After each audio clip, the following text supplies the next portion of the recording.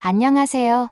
인생을 바꾸는 관점입니다. 오늘은 정말 믿기 힘들 만한 사연을 들려드리려고 하는데요. 정말 감쪽 같은 연기력으로 아들, 남편, 자신까지 속이고 배신한 며느리에 대한 사연입니다. 정말 사연자님의 날카로운 촉과 아들에 대한 관심과 사랑이 아니었다면 더 큰일이 벌어졌을 텐데요. 어떤 사연인지 지금 바로 들어보시죠. 드디어 우리 아들이 결혼을 하는구나.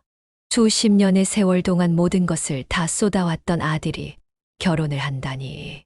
이보다 더 기쁜 일은 있을 수가 없었습니다. 이런 경사가 또 있을 수는 없었죠. 물론 감정이 마냥 좋기만 한 것은 아니었습니다. 어느덧 성장해 아들이 한 가정을 책임을 져야 한다니. 만감이 교차하고 시원섭섭한 느낌이 많았죠. 워낙 애지중지 키운 외아들이었습니다. 아들을 낳고 난 뒤 제가 건강이 나빠져서 더 이상 애를 가지기는 힘들다고 병원에서 말하더군요. 청천벽력 같은 이야기이기도 했지만 그래도 아들을 낳아서 기르고 있었던 상황이었기 때문에 참으로 다행이라는 생각도 들었습니다. 그만큼 귀한 아들이었고 또 둘도 없을 아들이었죠. 다만 평소에 워낙 이성에 대해서 이야기를 하지 않는 아들이었기 때문에 혹시나 결혼을 하지 못하는 것은 아닐까 이런 생각을 했었습니다. 요즘에 결혼하지 않는 젊은 사람들이 많다고 해서 혹시나 아들도 그럴까봐 엄청 걱정을 했었습니다. 근래 몇 년은 고민했었는데 아들이 결혼할 여자를 데려온다는 소식에 정말 기쁘다기보다 다행이다라는 생각이 들었습니다. 그리고 며느리도 참으로 참했었죠. 그때는 정말 그렇게 생각할 수밖에 없었습니다. 아마도 그때 며느리의 모습을 본 사람이 있었다면 다들 저와 같이 생각을 했을 것 같습니다. 어머니, 안녕하세요. 그래, 준식이랑 결혼하겠다는 생각을 어떻게 가지게 되었니? 같이 지내다 보니 같이 생각하는 방향성도 맞는 것 같고, 무엇보다 잘 챙겨주고, 그래서 신뢰가 가요. 그리고 어머님을 만나 뵈니, 어머님도 너무 인상도 좋으시고, 좋은 결혼이 될 것 같아서 더욱 결혼이 하고 싶어졌어요. 말을 참 예쁘게 하는구나. 아니에요. 저는 그냥 진심을 말하는 것 뿐이에요. 이렇게 며느리는 말을 할 정도로 참한 아이였죠. 특히 새하얀 정장옷을 입고 온 며느리는 정말 예쁘고 아름다웠습니다. 미국에서 명문대를 나왔다고 하는데 지적인 느낌이 물씬 풍기는 그런 며느리감이었습니다. 저는 우리 아들이 인물도 괜찮고 직업도 괜찮지만 어떻게 이런 여자를 만났나 싶을 정도로 참한 그런 며느리감이라는 생각이 들 정도였습니다. 그래서 아들과 며느리의 결혼 생활은 참으로 잘 지속될 것이라고 봤습니다. 요즘 이혼하는 젊은 사람들이 너무 많기 때문에 그런 걱정도 했었는데 그런 일은 없을 것 같다는 생각을 했습니다. 아들과 며느리 다 차분하고 많이 배운 그런 아이들이었으니까요. 그리고 저 역시도 며느리와 잘 지내기 위해서 많은 생각들을 하고 있었습니다. 옛날 사람처럼 보이지 않고 엄마와 딸처럼 지냈으면 하는 바람이 정말로 컸습니다. 남편 역시도 그런 며느리가 참으로 마음에 드는 듯 했습니다. 남편은 지금 1년째 병상에서 생활을 하고 있는 상황이었습니다. 몸이 쇠해서 투석을 계속 받고 그래야 하는데 그게 일상생활을 유지하면서 힘드니까 아예 병원에서 생활을 하게 된 것이었습니다. 남편이 저보다도 9살이 많지만 그래도 요즘으로 치면 건강할 나이인데 젊었을 적 고생을 많이 해서 그런지 나이가 들어 많이 아프더군요. 어쨌거나 그런 남편에게 병문안 겸 인사를 하러 갔을 때도 남편이 며느리를 참 예뻐하는 것이 느껴졌습니다. 아들과 며느리가 떠난 후 남편은 저와 남아서 이런 대화를 나누었습니다. 나는 이제 죽어도 여한이 없을 것 같네. 무슨 말이에요? 내가 그동안 얼마나 좋은 것들 많이 먹였는데 10년, 20년은 더 살 거예요. 그랬으면 좋겠지만 요즘은 자꾸 몸이 무거워. 그래도 병원에서 계속 지켜보고 있으니까 점점 좋아질 거예요. 남편의 상태는 점점 안 좋아지는 것이 현실이었지만, 그래도 남편이 살아있을 때 아들이 결혼하는 모습을 보여준다는 것도 의미가 컸습니다. 남편이 평소에 늘 아들이 결혼하는 모습을 보고 싶다고 이야기를 했었으니까요. 그리고 결혼식은 성대하게 열리게 되었습니다. 저는 소중한 아들이 결혼을 하는 만큼 돈을 아끼지 않기로 했습니다. 예식장도 좋은 곳으로 잡았고 식사도 최고 수준으로 했기 때문에 방문하는 하객들은 정말 만족스러워하는 눈치였습니다. 다만 안타까운 것이 있다면 며느리의 부모님이었죠. 며느리 같은 경우 10대에 어머니를 잃고 20대의 아버지까지 돌아가시면서 홀로 생활을 해왔다고 합니다. 그래서 혼자 정말 악착같이 공부를 해서 교환학생으로 미국 대학까지 갈 수 있게 되었다고 합니다. 유타 어디에 있는 대학이라고 했는데 자세히는 모르겠지만 어쨌거나 좋은 대학교인 것은 분명해 보였습니다. 주변 사람들한테 말하니까 며느리가 진짜 공부를 잘했나 보더라는 이야기를 했죠. 또 며느리 직업도 세무사였습니다. 다만 미국에서 생활을 쭉 하는 게 외로워서 한국으로 와서 아들을 만났고 그래서 결혼까지 결심하게 되었다고 하더군요. 그런 며느리가 참으로 기특했습니다. 어머님 너무 감사합니다. 이렇게 식장이랑 이런 부분들을 다 도와주시고 저희가 마땅히 준비하고 그래야 하는 건데 무슨 이야기니? 우리가 이젠 남도 아니고 너희들 돈은 앞으로 너희가 살아가는데 잘 쓸 수 있도록 해. 또 아직 내가 이 정도 해줄 능력은 충분히 있다. 너무 감사해요. 하늘에서 엄마랑 아빠도 너무 감사하게 생각하실 거예요. 며느리가 이렇게 말하며 눈물을 흘렸습니다. 저는 참으로 가슴이 아파 며느리를 안아주면서 괜찮다고 토닥이며 위로를 해주게 되었죠. 그리고 축의금으로 들어온 돈들도 모두 아들네 부부가 쓸 수 있도록 주었습니다. 그리고 작은 아파트 한 채 마련하는 것까지도 도와주었죠. 사실 저와 남편은 어릴 적에는 고생을 많이 했었지만 이후에 남편이 목재 사업을 하면서 많은 돈을 벌게 되었습니다. 그 뒤로는 돈 때문에 힘들어 본 적은 별로 없었지만 그래도 아끼면서 살아왔죠. 아들 녀석에게도 이런 것들을 알려주고 싶었어. 어릴 때는 참 많이 혼내고 사달라는 게 있어도 칭찬받을 만한 일을 하면 사주고 그랬었습니다. 하지만 결혼식은 아들에게 있어서 정말 인생의 가장 중요한 일 중 하나이니 어미로서 제가 어떻게 가만히 있을 수 있었겠어요. 그렇게 모든 것이 완벽하고 평온하게 흘러가는 듯 했습니다. 하지만 반전은 그 이후에 벌어지게 되었습니다.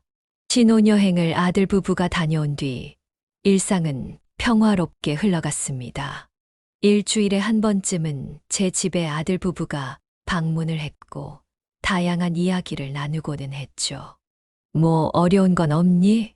아직은 뭐 크게 어려울 것은 없어요. 청소기 같은 것들을 사야 하긴 하는데 저도 직장에 다닌 지 얼마 되지도 않았고 아직 월급이 그렇게 많은 편은 아니라서 그래서 천천히 사려고요.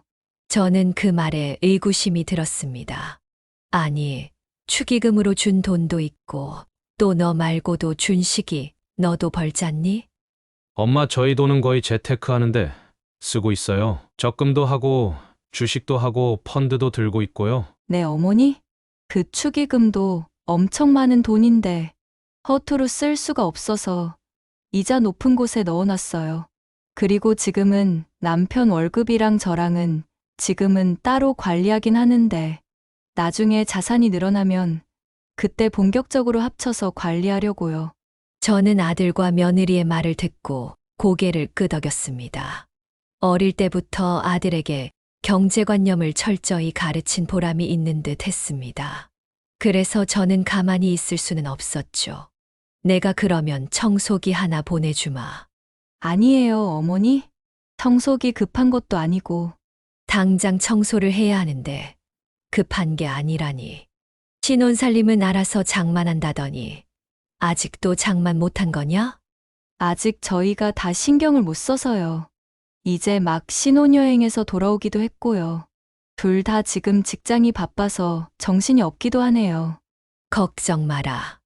내가 시간도 많으니 집에 한번 들려서 필요한 것들 좀 챙겨주마. 그렇게까지 안 해주셔도 되는데. 아파트도 해주셨잖아요. 당연한 거다. 우리 집안이 없는 집안도 아니고. 저는 그렇게 말하며 얼마 후에 실제로 아들과 며느리가 사는 아파트에 가서 필요한 것들을 체크해서 보내주었습니다. 몇백만 원이 들긴 했지만 전혀 아깝지 않았습니다. 그런데 몇 개월이 더 지난 뒤 상황이 조금씩 변하기 시작했습니다. 주말마다 아들과 며느리가 방문하고는 했었는데 점점 며느리의 얼굴을 보기가 힘들어진 것이었습니다. 요즘에 새아가는 뭐 하고 있니? 아, 바쁜가 봐요. 세무사가 진짜 하는 일이 많은가 보더라고요. 그래, 힘들까봐 걱정이구나. 그래도 혼자서 그렇게 공부도 많이 하고 좋은 직장까지 갔는데 쉽게 지치지는 않을 거예요. 악바리 같은 면이 있으니까요. 그래. 참, 며느리 하나는 잘 둔 것 같다. 저는 그렇게 생각을 하면서 며칠 뒤 전화를 걸었습니다. 저녁 시간쯤 해서 며느리에게 전화를 걸었죠. 얼굴을 못 본 지 좀 오래되었기 때문에 걱정이 들어 전화를 한 것이었습니다. 여보세요. 응, 그래, 나다. 네, 어머니 무슨 일이세요? 아니, 얼굴을 못 본 지 오래되지 않았니? 그래서 전화했다. 잘 지내고 있는가 했어. 잘 지내고 있어요. 어머니는요? 그래, 나도 잘 지내고 있다. 어머니 죄송한데 제가 지금 좀 바빠서요. 아, 그렇구나. 미안하다. 아니에요. 다음에 봬요. 그렇게 짧은 통화가 끝났습니다. 이전과는 사뭇 다른 차가운 며느리의 목소리에 저는 좀 놀라고 말았습니다. 저는 아마도 일이 피곤하고 너무 바빠서 그랬겠거니 했습니다. 하지만 이후에 점점 며느리는 더 보기가 힘들어지기 시작했습니다. 저는 종종 전화를 걸었지만 이제는 전화도 잘 안 받더군요. 도대체 무슨 일이 그렇게 많은가 싶기도 하면서도 저도 어렸을 때 힘들게 일을 했던 기억이 떠올라 과도기겠구나 싶어서 넘어갔었습니다. 그런데 아들도 점점 찾아오는 것이 줄어들었습니다. 저는 본능적으로 무슨 일이 있는 것 아닌가 그런 생각이 들었습니다. 그래서 아들에게 전화를 걸었죠. 오늘 집에 좀 와라. 예. 무슨 일 있어요? 엄마, 아니, 무슨 일은? 혹시 너네가 무슨 일 있는 거 아니니? 아니에요. 무슨 일은요? 하지만 아들의 목소리는 분명 어두웠습니다. 무슨 일이 있다는 것을 알고서 일단 집으로 무조건 찾아오라고 했습니다. 그렇게 저녁이 되어서 아들은 퇴근했고 제가 있는 집으로 찾아왔습니다. 그런데 아들의 얼굴이 푸석푸석한 것이 새신랑의 얼굴이 도저히 아니었죠. 요즘 일이 힘드니 얼굴이 안 좋구나. 아니에요. 엄마 힘들기는요. 그냥 그럭저럭 다니고 있어요. 그런데 무슨 일로 얼굴이 그래? 솔직히 말해봐라. 사실 요즘 영주가 이상해요. 명주, 새아가 말이니? 네, 사실 지금 저도 얼굴을 못 본 지 좀 됐어요. 무슨 일이길래 그래? 모르겠어요. 세무사가 무슨 출장이 그렇게 잦은지도 모르겠고, 또 거의 들어오는 날에도 새벽이나 되어서야 들어오고 그러네요. 그래. 도대체 뭔 일이 있길래 그러는지 모르겠구나. 이야기는 해봤니? 해봤죠. 그런데 그냥 짜증만 내더라고요. 저는 이때부터 며느리에 대해서 뭔가 이상하다는 의심을 하기 시작했습니다. 그리고 어느 날 제가 전화를 했을 때 며느리는 이런 이야기를 하더군요. 지금은 바쁘니까 나중에 통화해요, 어머니. 예. 준식이한테 이야기 들었는데 너 도대체 뭐 하고 다니는 거니? 예. 그 사람이 뭔 이야기를 했어요? 저는 그냥 일하느라 바쁘니까 좀 그런 것 뿐이라고요. 아무리 그래도 그렇지. 계속 새벽에 들어가고 거의 남남처럼 생활한다는 게 말이 되니? 솔직히 결혼하긴 했지만 남남 아니에요? 뭐라고? 그게 무슨 말이야? 지금 그걸 말이라고 하는 거야. 아니, 말이 그렇다는 거고요. 솔직히 말해서 어머니가 이렇게 참견하시면 전 시어머니도 남남으로 생각할 수밖에 없어요. 저는 며느리의 말에 충격을 받았습니다. 그동안 예쁘고 참했던 아가씨는 온데간데 없고 버릇없고 무례한 여자만 있었습니다. 그동안 다 연기였던 것인지 저는 머릿속에서 폭풍이 떠나질 않는 상황이었습니다. 저는 분노와 함께 온갖 생각들이 쏟아져 내렸고 곧바로 아들에게 전화를 했습니다. 아들은 전화를 받지 않았습니다. 저녁 시간대였기 때문에 아들이 퇴근했을 것이라 생각하고 곧장 집으로 향했죠. 그리고 초인종을 여러 번 누르고 나서야 아들이 부스스한 모습으로 나타났습니다. 너 술 먹었니? 술도 못하는 애가 무슨 술이야? 아, 그냥 좀 속상해서 먹었어요, 엄마. 도대체. 아니다, 들어가서 이야기하자. 그렇게 집 안으로 들어가니 집안은 완전히 엉망이었습니다. 청소는 언제 했는지 알 수도 없었고요. 또 제가 사준 청소기부터 다양한 물건들은 어디 갔는지 보이지도 않았습니다. 일단은 바닥에 앉아 아들을 추궁하기 시작했죠. 그러자 아들은 충격적인 이야기를 털어놓기 시작했습니다. 모르겠어요. 도대체 뭐하고 다니는지. 저도 지금 거의 2주째 얼굴을 못 보고 있는 것 같아요. 그리고 계속 집안의 물건들도 사라지고 또 자꾸만 급하다고 저한테 돈을 보내라고 그래서 돈도 보내주고. 저는 아들의 말이 믿기질 않았습니다.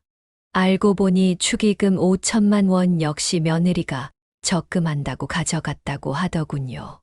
게다가 지금 아들한테도 급하다면서 벌써 700만 원씩 세 차례 2천만 원을 가져갔다고 했습니다. 저는 이게 보통 일이 아니라는 것을 직감할 수 있었습니다. 세아가 일하는 직장이 어디라고 그랬지? 저도 몰라요. 그냥 강남에 있는 세무사 사무실이라고 했는데 너 연애할 때 어디에서 일하는지도 몰랐어. 그냥 매번 저 있는 곳에 오거나 아니면 강남 카페 같은 데서 만났으니까요. 근처에 사무실이 있다고는 했는데 저는 아들의 말을 듣고서 뭔가 한참이나 잘못되었다는 것을 느꼈습니다. 그러다가 문득 며느리가 절 처음 만났을 때 자신의 명함을 준 것이 기억이 났습니다. 저는 그것을 고이 보관하고 있었죠. 저는 며느리의 명함에 적힌 사무실로 전화를 걸었습니다. 그리고 충격적인 사실을 들을 수가 있었습니다. 그곳이 세무사무실이 맞긴 했지만 이명주라는 사람은 없다고 했습니다. 이전에도 일한 적이 없다고 하더군요. 저는 그제서야 며느리가 아들과 저를 속였다는 것을 알게 되었습니다. 그리고 그쪽 직원이 이런 말을 하더군요. 요즘에 자꾸 이상한 사람 찾는 전화가 계속 오네. 예, 그게 무슨 말씀이신가요? 아니요. 요즘에 자꾸 누가 장난을 치는 건지 저희 사무실로 전화가 와서 없는 사람들을 찾네요. 저번에는 희주인가 누구를 찾더니 이번에는 명주? 처음 들어본 이름이에요. 저는 알겠다고 한 뒤 일단 전화를 끊었습니다. 아들이 제게 뭐라고 했냐고 물었지만 저는 일단 집으로 돌아왔습니다. 아들이 지금 더 충격을 받을까봐 걱정이기도 했고 일단은 사건을 아들이 일단락시켜서는 안 되었습니다. 바로 제가 해야 하는 일이라고 생각했습니다. 아들은 이미 며느리의 손에 놀아나는 것이 보였기 때문에 제가 해결해야만 하는 일이었죠. 이명주. 이 이름은 속일 수 없었을 것이라고 생각합니다. 왜냐하면 혼인신고를 해야만 했었기 때문입니다. 신분을 인증하는 절차 없이 그게 되지는 않았을 테니 적어도 이명주라는 이름은 사실이라고 생각을 했습니다. 저는 그 뒤로 며느리의 행적을 쫓기 위해서 노력을 했습니다. 어디서부터 시작할지 몰라서 며느리가 다녔다고 말했던 모 대학교에 전화를 걸었습니다. 교환학생으로 미국에 갔었던 것이니 미국은 몰라도 적어도 한국에는 학적이 남아있을 것이기 때문이죠. 다행히도 학적은 남아있더군요. 실제로 같은 이름의 학생이 있었다는 사실을 알 수 있었습니다. 물론 개인정보라서 더 알아낼 수는 없었지만 며느리와 같은 또래에서 같은 이름의 학생이 있었다는 것을 알 수 있었죠. 다만 퇴학을 당했다고 하는데 그 이유는 알려주질 않았습니다. 그래서 하나 생각난 것이 있었습니다. 혹시나 해서 집에 있는 아들에게 전화를 걸었습니다. 네, 엄마. 어째 목소리가 밝구나? 아, 영주가 어제 들어와서 그동안 미안했다고 사과를 했어요. 그랬구나. 뭐라고 하든 자기가 너무 일이 힘들어서 날카로워졌던 것 같다고요. 정말 미안하다고 사과를 하길래 저도 받아줬어요. 잘 됐네요. 요번에 엄마 보러 주말에 같이 찾아가기로 했는데 아니다. 나 요번 주말에 지인들이랑 지방에 좀 쉬러 갔다 오기로 했다. 말씀도 없이 갑자기요? 언제는 내가 말하고 갔든 어쨌거나 나 하나만 물어보자. 지금 혼자 있니? 네, 영주는 회사 나갔고 저는 주말에 휴무잖아요. 그래. 그러면 나 잠깐 너 얼굴 좀 보러 가야겠구나. 저는 그렇게 말한 뒤 택시를 타고 바로 아들의 집으로 갔습니다. 아들은 명주와 화해를 했느니 뭐니 하면서 기분이 좋은 것 같았죠. 속으로 열불이 터지고 바보천치 같은 놈이라고 욕을 하고 싶었지만 참았습니다. 그리고 저는 아들네의 방등을 확인했죠. 여전히 청소가 제대로 안 되어 있는 모습이었습니다. 엄마 안방에는 왜요? 청소 제대로 되어 있나 확인하는 거다. 에이, 무슨 애들도 아니고. 지금 이게 정상이니? 다 어질러져 있는데. 제가 버럭하자 아들은 금세 주눅이 들었습니다. 저는 그렇게 청소를 해주는 척 하면서 책장이랑 이런 곳들을 뒤져보기 시작했습니다. 그리고 이래저래 찾는데 박스가 보여서 꺼냈죠. 박스를 꺼냈더니 거기에는 며느리의 소지품들이 보관되어 있는 것 같았습니다. 별다른 소지품이 있는 것은 아니었고 예전에 쓴 것 같은 지갑들이라 알 수 없는 전화번호가 적힌 수첩 그리고 대학교 졸업 앨범이 있었습니다. 분명 퇴학당했다고 했는데 저는 며느리가 퇴학을 당했는데 어떻게 졸업 앨범을 가지고 있는 것인지 기가 막힐 노릇이었습니다. 저는 잠시 생각을 하다가 밖으로 나가서 아들에게 심부름을 시켰습니다. 쓰레기 봉투 좀 사와라. 쓰레기 봉투요? 여기 있는데. 그 작은 걸로 어떻게 저기 쓰레기랑 거실 쓰레기를 다 담겠니? 50리터짜리로 사와라. 알겠어요, 엄마. 그렇게 아들은 입술을 삐죽 내밀면서 슈퍼로 향했습니다. 저는 그 사이 며느리의 졸업 앨범을 뒤져가면서 사진을 찍었습니다. 앨범에는 며느리의 사진이 분명 들어가 있었는데 연락처는 없더군요. 그래서 다른 사람들의 연락처를 사진으로 찍어서 담았습니다. 그리고 알 수 없는 전화번호가 새겨진 수첩도 재빨리 전화번호들을 찍었습니다. 좋기 20명에서 30명의 전화번호가 숫자와 함께 적혀져 있었습니다. 저는 그렇게 청소를 하는 척 하면서 필요한 것들을 얻었고 아들이 돌아오자 저는 바로 휴대폰을 숨겼습니다. 처음에 무턱대고 연락을 할 뻔했었습니다. 하지만 생각을 해보니 혹시나 며느리의 지인들이라고 한다면 제가 연락을 하자마자 뭔가 낌새를 눈치채고 며느리한테 연락을 할 수도 있다고 생각을 했습니다. 그래서 일단은 대학교 앨범에 있는 사람들 중 여자에게 연락을 해보려고 했죠. 조작된 앨범이겠지만 비슷한 또래를 맞춰야 했기 때문에 혹시나 알 수도 있었으니까요. 특히나 퇴학을 당할 정도의 사건이 있었다면 건너서라도 소문을 들었을 것이란 생각이 들었죠. 다행히도 그중 한 명이 제 며느리의 이름을 기억하고 있었습니다. 저는 전화로 이야기를 할 수도 있었지만 직접 찾아가기로 했습니다. 물론 사례금을 준다는 이야기까지 했기 때문에 가능한 일이었습니다. 저는 며칠 뒤 연락이 닿은 젊은 아가씨를 한적한 카페에서 만날 수가 있었습니다. 여기 사례금입니다. 네, 감사합니다. 궁금하신 게 있으시다고. 이명주라는 사람에 대해서 잘 알고 계신가요? 저는 최대한 정중히 이야기를 했습니다. 다행히도 그 아가씨는 저를 경계하지는 않더군요. 알죠. 걔 꽤 유명했어요. 유명했다니, 그게 무슨 말인가요? 그러니까 질 나쁜 애들이랑 많이 어울렸던 애예요. 그리고 단란주점 같은데 나가다가 걸려서 학교의 명예를 실추시켰다고 해서 퇴학을 당했어요. 또 애들 돈도 한참 꾸고서 갚지도 않아가지고 이야기도 엄청 많았고요. 하여튼 걔 엄청 나쁘게 기억하는 애들이 많아요. 그래요? 감사합니다. 그런데 할머니, 무슨 일 때문에 그래요? 영주가 또 사고 쳤나요? 아니요. 그런 건 아닙니다. 감사합니다. 혹시나 이 일은 비밀로 해주세요. 네, 어차피 중간에 퇴학당해서 영주 연락처 아는 사람도 아예 없을 거예요. 저는 공손히 이야기를 끝낸 뒤 바로 택시를 잡아 탔습니다. 예전부터 저런 사람이었다고 한다면 지금 무엇을 노리고 있는지는 감이 왔습니다. 하지만 명백한 증거들을 모아야 했습니다. 적어도 그냥 내쫓는 것만으로는 해결될 문제가 아니었죠.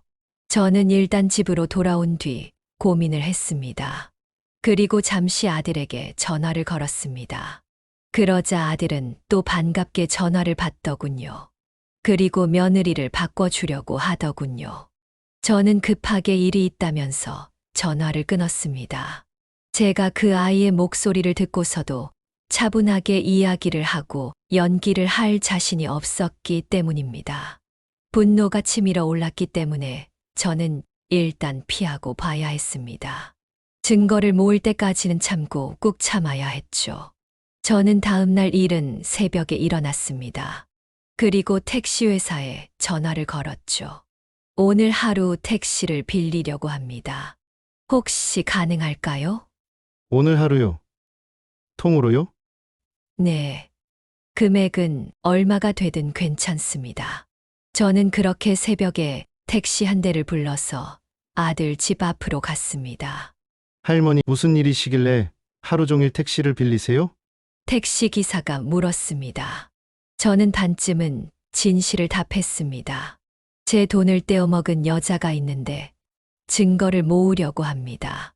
제 이야기에 택시기사는 눈이 반짝거리더군요.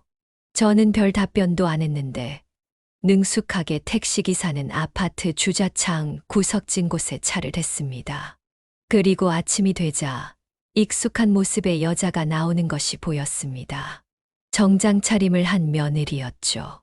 며느리는 곧장 차를 타더군요. 그런데 제가 못 보던 차였습니다. 외국 차였는데 상당히 고급차 같았습니다. 저는 그 차를 따라가 달라고 부탁을 했습니다. 그렇게 한참을 달려 강남의 한 주차장에 차를 세우더군요. 저는 택시도 역시 거기에 같이 세워달라고 했습니다.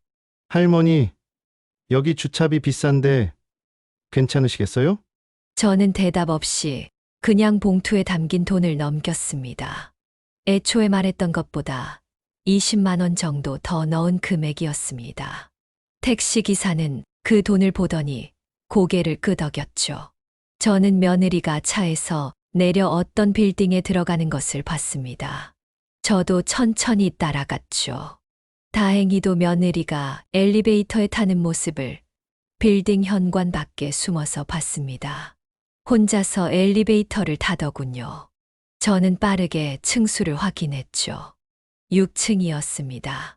확인해 보니 6층은 에스테틱이라고 쓰여진 곳이었는데 피부관리실이라고 쓰여 있었습니다. 저는 아들에게 전화를 걸었죠. 아침부터 무슨 일이에요, 엄마? 꿈자리가 좀 그래서 전화해봤다. 잘 있는지. 네, 잘 있죠. 새아가는 출근했죠. 월요일 이 시간에 뭐 하겠어요? 알겠다. 운전 조심하고. 알겠어요. 꿈 같은 거 너무 신경 쓰지 마세요. 전화를 끊고 난 뒤 며느리가 지금까지 축의금이나 아들에게 빌린 돈으로 뭐를 하고 다녔는지 알 수 있었습니다. 아니, 어쩌면 지금도 또 아들의 돈을 쓰고 있는 중일 것이 뻔했습니다. 지금까지 알아본 바에 의하면 며느리가 돈이 있을 리가 만무했기 때문입니다. 그렇게 1시간 반 정도 기다림의 시간이 있었습니다. 주차장에서 기다리고 있었는데 차를 타고 다시 며느리가 어디를 가는 모습이더군요. 역시나 택시를 타고 따라갔습니다. 그런데 어느 모르는 아파트 단지로 들어가는 것이었습니다. 그리고 한가롭게 차에서 내리더니 어떤 아파트로 들어가더군요. 저는 조심히 며느리를 따라갔습니다. 역시나 엘리베이터가 어디까지 올라가는지 확인을 했습니다. 이번에는 10층이었습니다. 그렇게 엘리베이터를 타고 올라가자 10층에 2개의 현관문이 양옆으로 있는 것을 확인했습니다. 지금이라도 벨을 눌러보면 어디에 며느리가 있는지 알 수 있겠죠. 저는 그것까지 확인을 한 뒤 그래도 택시로 돌아왔습니다. 그리고 다시 집으로 돌아가자고 이야기를 했습니다. 지금 당장은 때가 아니었습니다. 그렇게 일주일 정도가 다시 흘렀을 무렵 저는 지인 중 한 분에게 이 사실들을 털어놓았습니다. 그 지인은 남편이 알던 분인데 참 재미있는 분이라 친해지게 되었죠. 그리고 기자 일을 오래 하다가 지금은 식당을 하시는 분이라 이야기를 털어놓게 되었습니다. 그게 사실입니까? 네. 어디 털어놓을 데가 없어서. 그래도 동생이라면 좀 이런 일들을 기자 생활을 했으니까 많이 보지 않았을까 해서 왔지요. 저야 뭐 연예부 기자였으니까 더한 일들도 듣고 보고 그랬기는 한데 실제로 형수님이 그런 일을 겪으셨다니 믿기질 않네요. 저도 그래요. 어떻게 이런 일이 있을 수가 있는지. 일단 저한테 맡겨주세요. 아는 후배놈 중에 기자 때려치고 흥신소하는 놈이 있는데 부탁해볼게요. 이런 일도 해주나요? 그럼요. 별의별 사건들이 다 있다고 합니다. 분류는 기본이라고 하더라고요. 물론 불법적으로 증거를 모으면 안 되겠지만요. 돈이 필요하면 말씀하세요. 사례는 얼마든지 할 테니까요. 형수님, 제가 도움 받은 게 얼마인데요. 이 식당 차릴 때도 정말 물심양면으로 도와주셨잖아요. 이번에는 제가 돕겠습니다. 형님께는 말씀하지 마시고요. 형님 건강 더 나빠질까 걱정입니다. 그래야죠. 그이가 알면 진짜 쓰러질 수도 있어요. 그렇게 지인의 도움을 받아 저는 몇 주간 잠자코 얌전히 지냈습니다. 물론 그 사이에 결국 며느리와 아들이 찾아온 적도 있었습니다. 하지만 저는 그때 분노하지 않고 조용히 넘어갔습니다. 다만 컨디션이 안 좋다고 일찌감치 돌려보내기는 했죠. 가증스러운 얼굴을 마주보고 있으려니 도저히 참을 수가 없었습니다. 그리고 얼마 뒤에 연락이 왔습니다.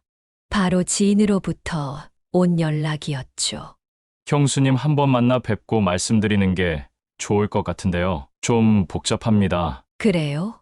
심각한가요? 네, 형수님. 마음 단단히 잡수시고 오세요. 저는 지인의 말에 심호흡을 하고 알겠다고 말한 뒤 지인이 있는 곳으로 향했습니다. 제가 간 곳은 어떤 사무실이었죠. 안녕하세요. 창섭 형님 후배입니다. 이번 일 도와주셔서 감사합니다. 아닙니다. 저야 뭐 의뢰를 받으면 다 하니까요. 일단 형님이랑 같이 여기 앉아보시죠. 그렇게 후배라는 사람의 이야기는 시작되었습니다. 일단 며느리의 행적부터가 요상했습니다. 아침에는 주로 피부 관리를 받으러 다니고 종종 피부과나 성형외과에도 들른다고 이야기를 했습니다. 그렇게 아침을 보내고 난 뒤에는 점심쯤 늘 아파트에 들리는데 문제가 이런 아파트가 두 곳이 있다고 했습니다. 하나는 강북에 있는 곳이었고 하나는 강남변에 있는 곳이었는데 둘 다 고급형 아파트라고 하더군요. 어르신, 이 사진들 좀 보시겠어요? 후배라는 사람은 조심스럽게 서류 봉투에서 사진들을 꺼냈습니다. 그리고 탁자 위에 놓았는데 남자랑 있는 사진들이었습니다. 하나는 며느리보다 20살은 나이가 많아 보이는 중년이었고 또 한 명은 며느리 또래, 그러니까 제 아들이랑 나이가 비슷한 남자였습니다. 둘 다 누가 보더라도 커플처럼 다니더라고요. 그리고 데이트도 하고 밤도 같이 보내는 경우도 있고. 저는 심호흡을 하면서 사진을 보았습니다. 계속할까요? 어르신, 그 말에 저는 결심을 했고 고개를 끄덕였습니다. 그 이후 이어지는 사진들은 제 아들까지 포함해서 총 3명의 남자를 일주일 동안 나눠서 만나고 있었습니다. 상황은 너무나도 뻔했습니다. 그리고 영상을 하나 제게 틀어주더군요. 이건 제가 카페에 이 여자가 있을 때 근처에서 손님으로 가장해서 녹음한 파일입니다. 통화 중이었는데 아무래도 어르신 이야기를 하는 것 같습니다. 통화에서는 놀라운 내용이 나오고 있었습니다. 아, 몰라. 노인네 적당히 해야지 말이야. 진짜 짜증나 죽겠다. 이 생활도 진짜 길어야 몇 년일 거라고 생각하고 결혼을 했는데. 아니, 완전히 건강하잖아. 나는 아버지가 병원에 1년째 있고 엄마도 나이가 연로하시다고 하고 그래서 몇 년 버티면 되겠다 싶었는데 10년도 더 살겠더라니까? 그 말을 듣고 나니 헛웃음이 나더군요. 이런 사기꾼일 줄 미처 몰랐던 제 자신이 참 바보 같기도 했고 또 그나마 다행스러운 점은 제가 일찌감치 일이 커지기 전에 잡아냈다는 점이었습니다. 그 사이 통화는 계속 흘러나왔죠. 몰라, 일단은 7천만 원 정도 뽑아먹기는 했는데 더 이상 돈이 잘 안 나와. 노인네가 돈을 줘야 하는데 그 구멍이 막혔어. 아파트 담보대출? 그게 4명이가 아닌데 가능해? 부부면 가능하다고? 나 그거 못하는 거 알잖아? 그래. 다 뻥카인데 어떻게 하냐? 저는 뭘 못한다는 건지 이해가 가질 않았습니다. 또 거친 언사에 인상이 찌푸려졌고 뻥카라는 것은 또 뭔가 싶었습니다. 물론 나중에야 그 뜻을 알아들을 수 있었지만요. 며느리는 계속 대화가 이어졌습니다. 어쨌거나 내가 오죽했으면 집안에 사다 둔 청소기며 TV며 다 가져가 중고거래로 팔았겠어? 그거 몇백 겨우 건졌다. 이러다가 이거 먹고 끝나는 거 아닌지 몰라. 저는 기가 막혔습니다. 벌건 대낮에 저런 통화를 아무렇지도 않게 할 수 있다는 것 자체가 이미 도덕관념이 아예 무너진 사람이었던 것이죠. 사실상 범죄자와 다를 바가 없었습니다. 어르신, 그리고 제가 알아본 것도 있습니다. 네, 말씀해 주세요. 이 여자 술집에서 일하기도 했었고 주변 평판이 매우 안 좋습니다. 듣기로는 아마 감옥에도 몇 번 갔다 온 것 같습니다. 감옥이요? 예, 아마도 사기로 들어갔던 것 같은데 자세한 건 알아내진 못했습니다. 아, 그리고 도박도 합니다. 그쪽 깡패들과도 친분이 있는 것 같고요. 세상에 그게 말이 돼요? 술집은 지금 나가지는 않는 것 같습니다. 아드님도 그렇고 몇몇 남자들을 관리하면서 돈을 받거나 뜯으면서 생활을 하는 것 같습니다. 그렇군요. 제가 봤던 여러 가지 케이스가 있는데 그 중에서도 악질입니다. 이런 여자들은 너무 위험합니다. 뭔 짓을 할지도 모르고. 네, 그 말씀 귀담아 듣겠습니다. 제 정보는 여기까지입니다. 더 접근하면 걸릴 확률이 있어서 여기까지만 조사를 했습니다. 사실 이 정도로도 아시고 싶은 건 다 아셨을 것 같기도 하고요. 저는 그 이야기에 고개를 끄덕였습니다. 이제는 단죄의 시간만 남아 있었습니다. 어떻게 며느리를 처리해야 할지 참으로 많은 생각이 들었죠.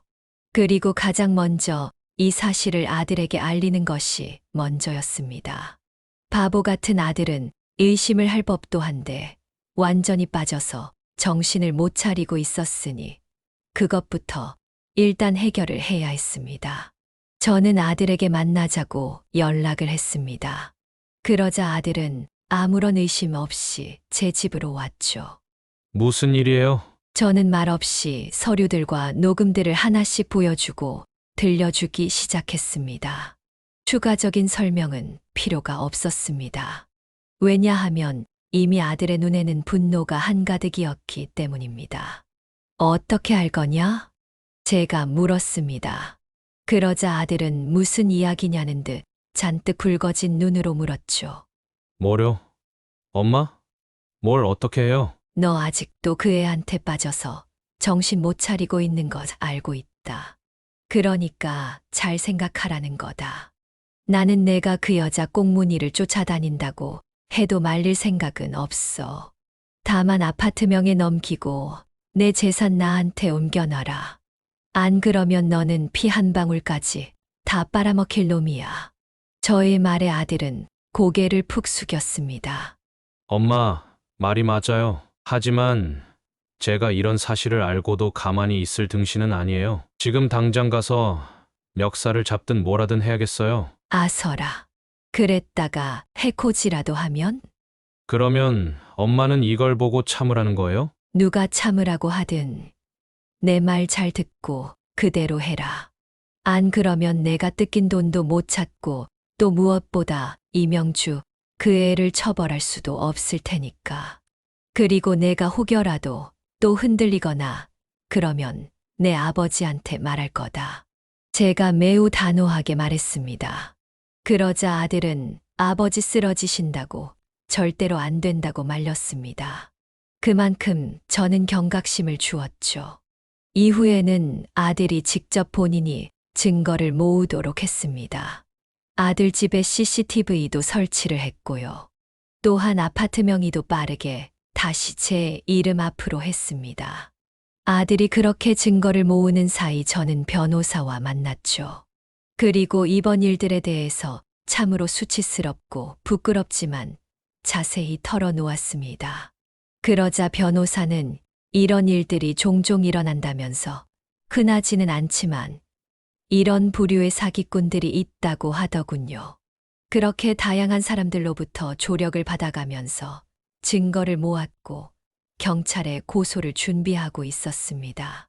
그리고 또 다른 부분으로는 법원에 혼인 취소 소송을 진행할 수 있다는 말을 들었죠.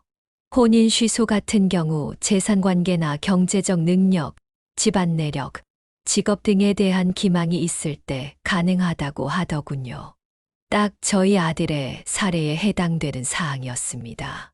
그러니까 신분에 대해서 사기를 쳤다면 적극적인 사기로 보고 취소가 가능하다는 의견을 변호사로부터 들을 수 있었죠. 하지만 그 사실을 안 날로부터 3개월 이내에 신청을 해야 했기 때문에 아들에게 빠르게 취소 소송을 하라고 일렀습니다. 하지만 그 사이에도 며느리는 아무것도 모르고 집에도 잘 들어오고 그런다고 하더군요. 물론 결정적인 하나가 잡히게 되었죠. CCTV에 며느리가 아들이 없을 때 통화하는 내용이 다수 찍혀 있었습니다. 당연히 녹음이 되는 CCTV였고 전부 다 어떻게 아들을 벗겨먹을지에 대한 이야기뿐이었습니다. 그리고 얼마 되지 않아 아들이 한바탕 소란이 있었다고 하더군요. 며느리가 전화를 해서는 아들에게 욕을 잔뜩 퍼붓더니 잠적을 해버렸다는 것입니다. 왜 그런가 했더니 아들이 모아놓았던 숨겨놓은 증거 파일들을 며느리가 우연히 집에서 발견했던 모양입니다. 사람 사는 게 다 똑같다고 했는데 어쩜 우리 집안에 이런 일이 일어날 수 있는지 기가 막혔습니다. 이후에 돈을 받으려고 했지만 이미 돈들은 도박과 각종 유흥 자금으로 다 썼다고 합니다. 기가 막힌 노릇이었습니다. 인생의 큰 교훈 하나 배웠다고 생각을 해야지 어쩔 수 있나 싶었습니다. 그리고 아들은 법원에 혼인신고, 취소 소송을 하러 갔다가 놀라운 사실을 알아냈습니다. 사실 혼인신고가 되어 있지 않았다는 것입니다. 알고 보니 며느리는 사기범으로 쫓기는 상황이었기 때문에 그런 신고를 할 수 없었던 것이죠. 실제로 알고 보니 아들은 멍청하게도 혼인신고 서류를 며느리가 가져다가 신고를 했다는 것이었습니다. 그러니까 실제로 신고를 했는지 아예 몰랐던 것입니다. 혼자서 혼인신고를 하는 것도 증거만 있다면 가능하기 때문이죠. 아들은 알아서 며느리가 신고를 하겠지라고 생각을 하고 자신은 바빠서 당시에 일을 했다고 합니다. 살다 보니 이런 일도 있을 수 있구나 싶었습니다. 그리고 그동안 서류를 떼볼 일이 하나도 없었나 싶기도 합니다. 하기야 결혼한 지 얼마 되지 않았으니 그럴 수도 있었겠죠. 그래서 급하게 고소장을 경찰에 제출을 했습니다. 그리고 곧 얼마 지나지 않아서 경찰서로부터 연락을 받았습니다. 며느리가 잡혔다는 것이었죠. 사건이 이렇게 빨리 진행되나 싶었더니 알고 보니 이전에 다니던 도박장도 들락거렸던 모양이었습니다. 도박장에서 경찰에게 붙잡혔는데 현재 사기죄로 벌써 몇 건이나 고소를 당한 바가 있었다고 하더군요. 그런데 출석을 하지 않고 도망 다니다가 붙잡혀서 구속수사를 할 가능성이 높다고 했습니다. 참으로 기가 막힌 여자였습니다. 그 뒤로의 이야기는 구속이 되었고 지금은 감옥에 가 있는 상황입니다. 지금까지 한 것이 복수라면 복수일 수도 있었지만 가만히 있더라도 그 여자는 잡힐 운명이었습니다. 도박장을 그리 들락거렸으니 잡히지 않는 것도 이상했죠. 어차피 알아서 자기가 한 짓 때문에 잡힐 여자였던 것입니다. 아들과 저는 그 이후에 오랜 시간 그냥 조용히 시간을 보냈습니다. 저는 실제로 지방에 내려가서 머리를 비우는 시간을 가졌고 아들도 직장을 그만두었습니다. 다른 직장으로 옮기려고 했기도 했었고 잠시 쉬는 시간이 필요했다고 합니다. 저는 아직 서울에 올라가지는 않았습니다. 그리고 이렇게 사연을 써내려가고 있죠. 그렇게 사연을 쓰고 있는데 며칠 전 아들에게 전화가 왔었습니다. 엄마 잘 지내요? 거기는 어때요? 여기 생각보다 조용하고 괜찮구나. 사람들이 왜 시골에 내려오는지 알겠어. 조용하니 속 시끄러울 일도 없다. 엄마, 죄송해요. 뭐가 말이냐? 제가 사람을 잘못 봐서. 그런 일 누구나 겪을 수 있다. 다만 또 당하지만 않으면 된다. 세상에 나쁜 사람들이 정말 많지. 하지만 착한 사람들도 많으니 잘 구별해서 사귀어야 해. 네, 엄마. 그냥 엄마랑 정상적인 대화를 해본 지 오래된 것 같아서 전화를 했어요. 저는 그 말에 말없이 그냥 고개가 끄덕거려졌습니다. 짧다면 짧고 길다면 긴 지난 시간 동안 아들과 저는 정상적인 대화를 하지 못했었습니다. 저는 분노와 복수심에 차올랐었고 아들을 보호해야겠다는 생각도 가득했었죠. 아들은 그 여자가 뭔지 잔뜩 빠져서는 정신도 못 차리는 수준이었습니다. 그러다가 진실을 알게 되고 나서는 아들은 공황장애를 얻었다고 합니다. 자꾸 가슴이 답답해서 병원에 갔더니 공황장애라고 하더군요. 참으로 못된 여자였습니다.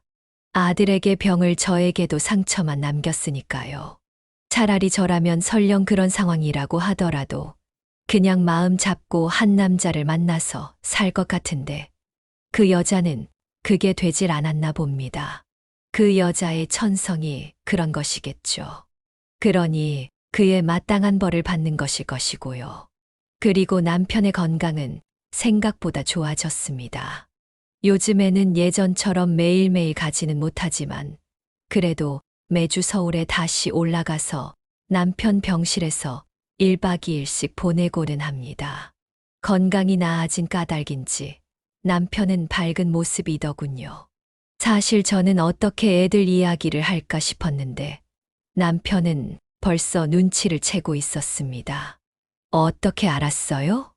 당신 표정 보면 모를 수가 있나. 게다가 결혼한다고 한번 인사 온 이후 거의 날 보러 오지 않는 걸 보고 느꼈지. 아, 뭔가 잘못되었구나 하고. 당신은 아무렇지도 않아요? 왜 아무렇지 않겠어, 속상하지. 그래도 무사히 아무도 다치지 않고 넘어가서 다행이야. 요즘 사건들 텔레비전에 나오는 거 보면 너무 흉흉해. 그렇죠. 당신 몸만 신경 써요. 나머지는 내가 다 해결할 테니. 남편은 그 뒤로 다소 어두운 표정이 되긴 했지만 딱히 그 일에 대해서는 입에 담지 않았습니다. 아마도 정말 속상한 것이겠죠. 이제 제 사연을 마무리해야겠네요. 제 사연을 들으신 여러분들의 생각은 어떠실지 궁금합니다. 제게 벌어진 일을 믿으시기 힘드실 것 같기도 하고요. 왜냐하면 저도 가끔 비현실적으로 느껴지곤 하거든요. 정말로 저희 가족에게 일어난 일이 맞는지를요.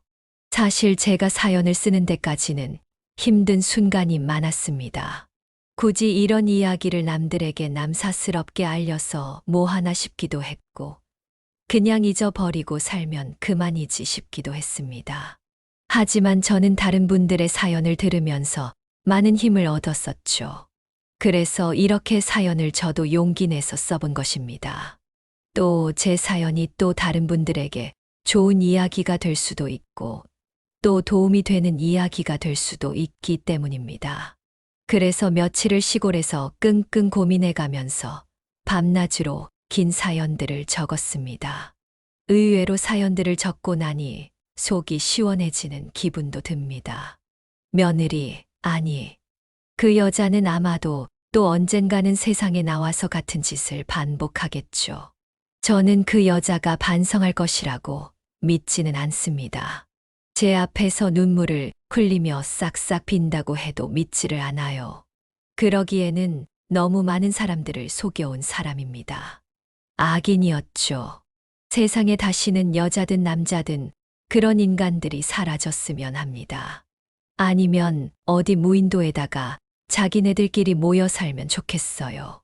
지금까지 긴 제 글 읽어주셔서 너무 감사합니다. 다들 음력으로 새해가 시작된 지 얼마 안 되었는데 좋은 한 해를 시작하셨으면 좋겠습니다.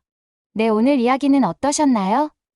오늘 이야기를 듣고 어떻게 생각하시는지 어머님, 아버님의 생각을 댓글로 공유해주세요. 저는 또 다른 사연으로 찾아뵙겠습니다. 좋아요, 구독, 알람 설정을 통해 앞으로도 따뜻한 정을 나눌 수 있게 함께 해주세요. 어머님, 아버님의 삶의 지혜와 경험을 나눌 수 있는 통로가 되겠습니다. 오늘도 인생을 바꾸는 관점을 통해 사연을 들어주셔서 감사합니다.